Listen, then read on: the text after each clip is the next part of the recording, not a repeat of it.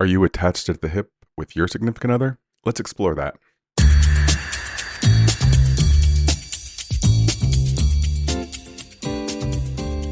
Welcome to another episode of Licensure Lifeline. This is your host, Matt Lawson, and in today's episode, we're going to be talking a bit about attachment theory. Before we get in the episode, remember that you can find some flashcards and some other things that you can use to study for the test over on our Instagram page under Licensure Lifeline. That's also a great place for you to ask me any questions about the show or to recommend any topics you'd like me to cover. All right, let's get into attachment theory. This was initially developed to really look at child-parent, child-mother relationships, the caregiver, how the child and the caregiver relate to each other. We see John Bowlby then coming into the scene and really evolving and developing this theory. He actually became known as the father of attachment theory. He was a British psychoanalyst who believed that early experiences with caregivers formed a blueprint for future emotional development. Not a huge surprise here that one other thing in our lives is very much so connected or potentially connected to things that we experienced in our childhood. But Bowlby proposed that humans are biologically wired to form attachments because it aids in survival, and children need their desire to stay close to their caregivers to be protected. Makes a lot of sense, right? You want to stay safe, you stay close to your protector in order to stay safe. This also might be pinging some memories of Harlow's rhesus monkey experiments, where a young rhesus monkey was taken from its mother and given a surrogate. With that one, the young monkey was given the choice between a cloth surrogate mother and one that was like barbed wire but had food. And what he found was that the one with the food, the young monkey would go to that one for food, but whenever it was scared, it would go to the one that was more comforting, the softer version of the surrogate. Of course, these experiments were horribly unethical and it could never be performed today, but it was some of the first work that was done around attachment. Another person of note was Mary Ainsworth. She was a collaborator with Bowlby and really expanded upon his work.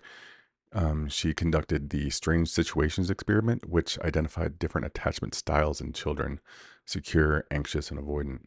Ainsworth's research was really groundbreaking because it helped categorize these attachment behaviors, laying that groundwork for understanding how these styles persist into adulthood.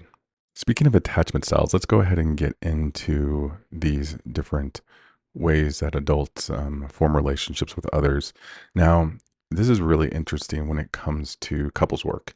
Granted, like I've also seen this used with family therapy. I've seen this used in career counseling. The way we relate to others is one of those things that it's really good to know about yourself, but it's also good to know about your partner as well. First up, we have secure attachment.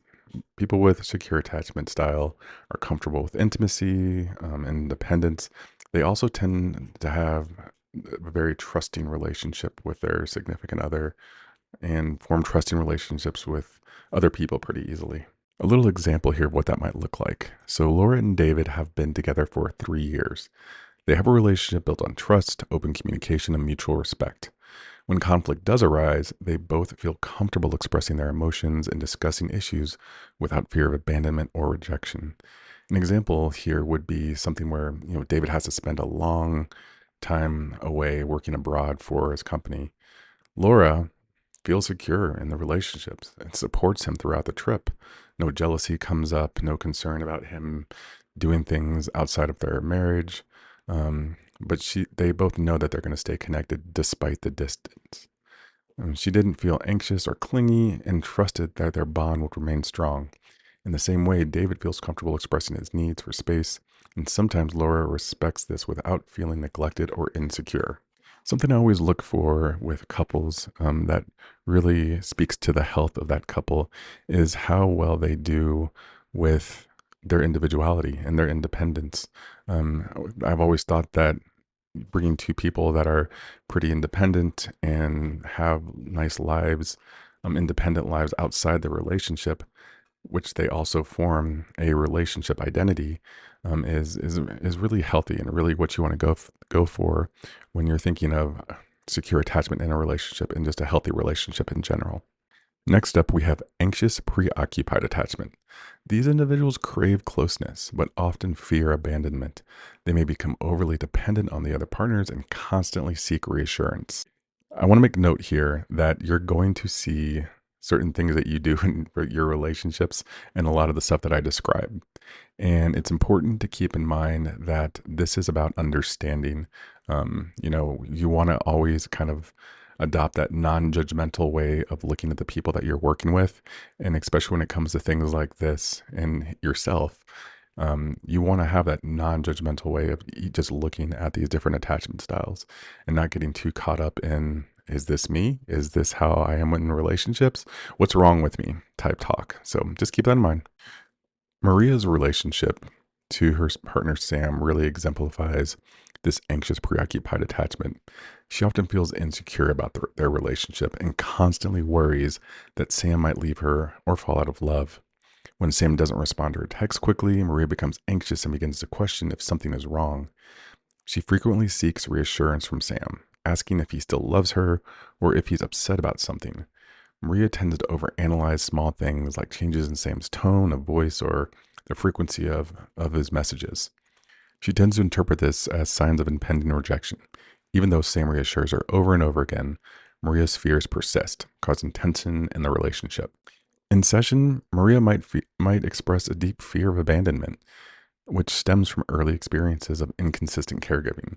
This fear drives her need for constant reassurance and validation, which is one of the hallmarks of anxious preoccupied attachment. Next up, we have dismissive avoidant attachment. People with this style often value independence over intimacy.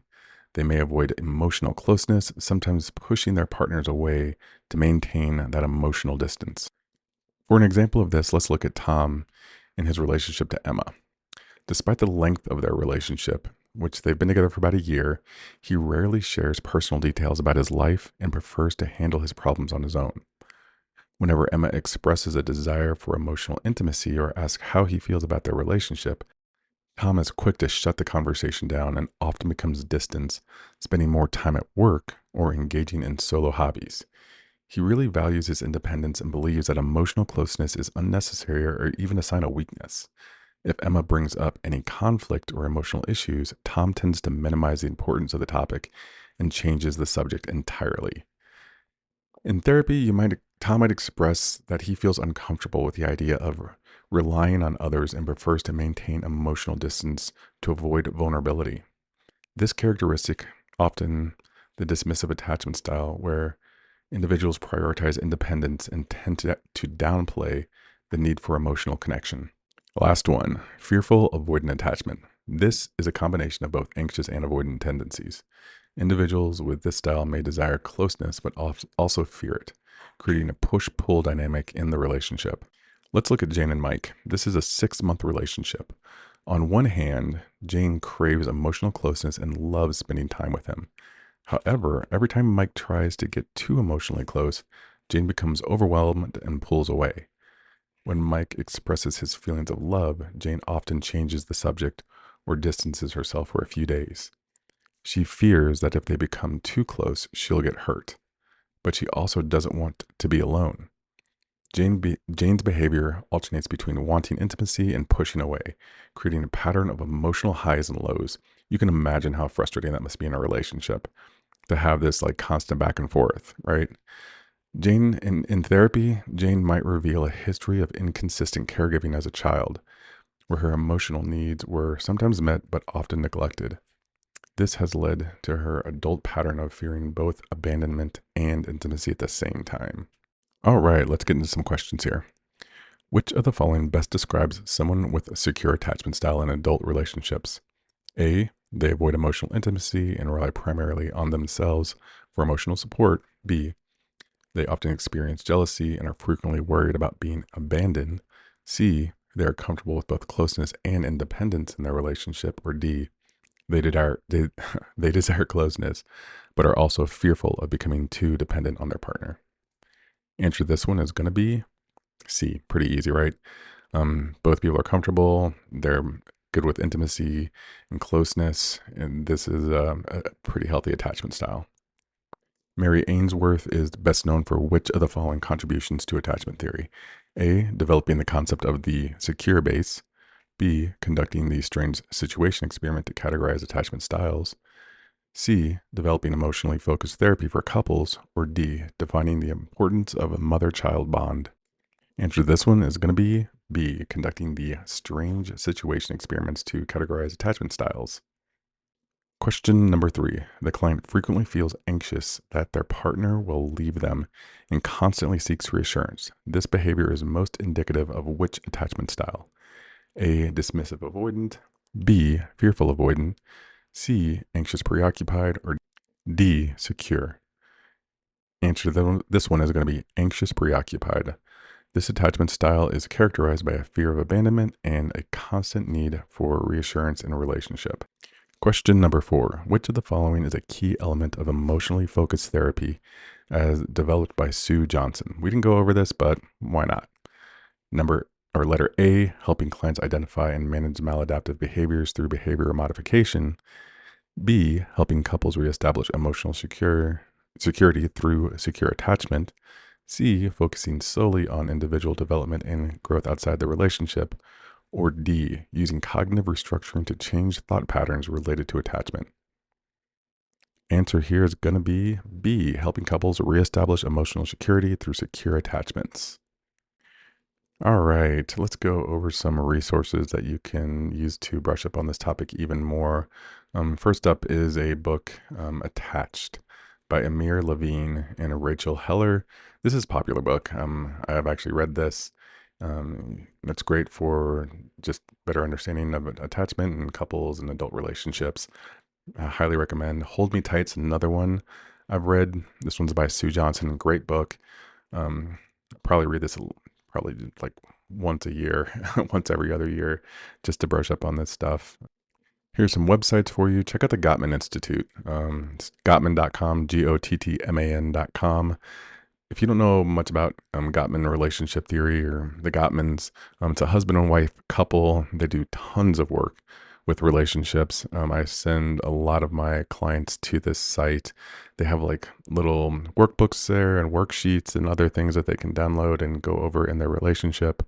They have tons of books. They really are prolific with the amount of stuff that they put out to help couples. Another website to check out is the Attachment Project. Never heard of this one, but it provides quizzes and articles on identifying and understanding attachment styles. All right, folks, that's going to do it for today. Thank you so much for listening. Hope you got a lot out of this podcast. And as always, keep on studying.